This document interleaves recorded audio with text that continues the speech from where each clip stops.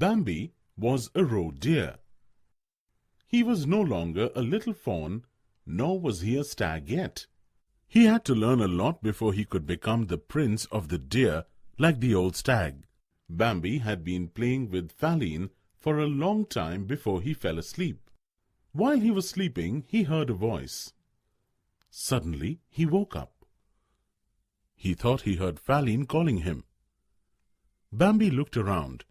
He remembered seeing Faline as he lay down, standing nearby and nibbling leaves. Where was she now? Then she called again. With a sidewise spring, Bambi turned in the direction the sound came from. Then he heard it again.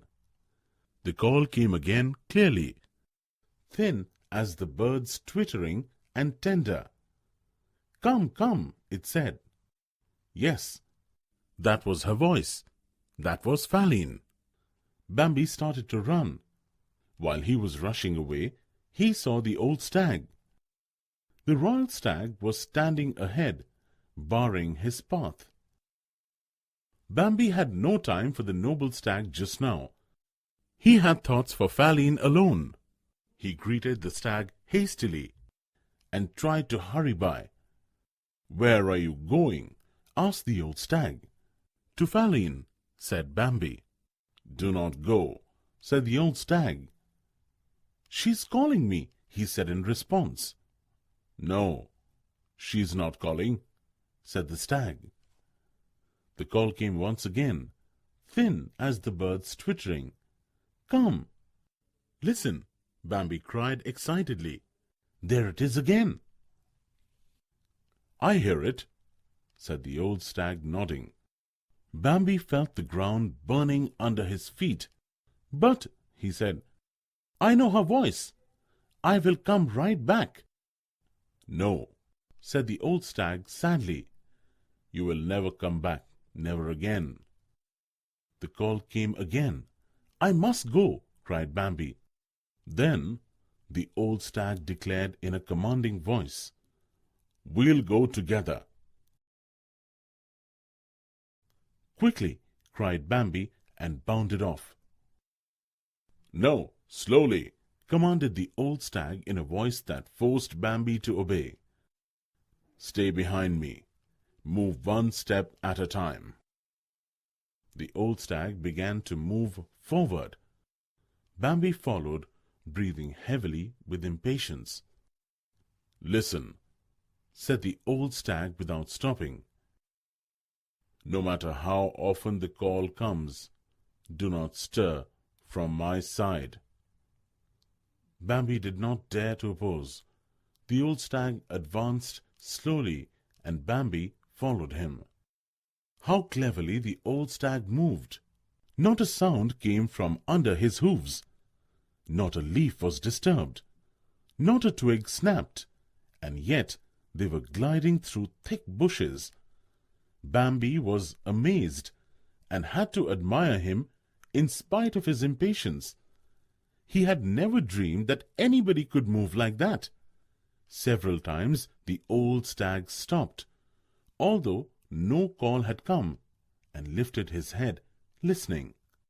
Bambi heard nothing. The old stag turned away from the direction of the call and took a diversion.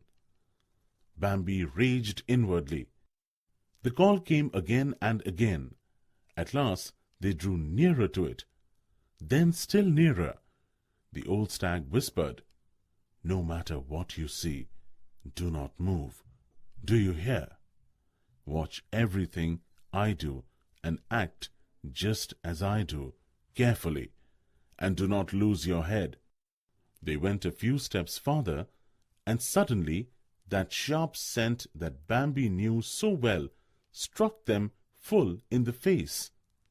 He swallowed so much of it that he nearly cried out.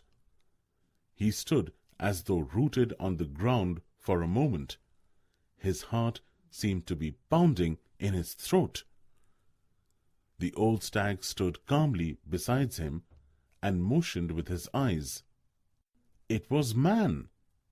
Man was standing quite close to them, leaning against the trunk of an oak, hidden by hazel bushes.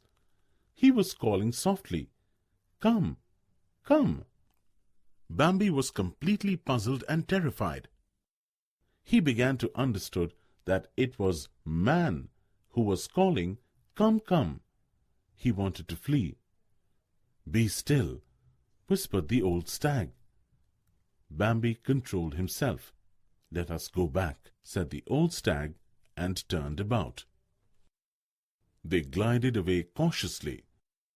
The old stag moved with a zigzag course, the purpose of which Bambi did not understand. He wanted to run fast, but the stag walked slowly, stopping and listening. He would begin a new zigzag course and stop again, going very slowly ahead.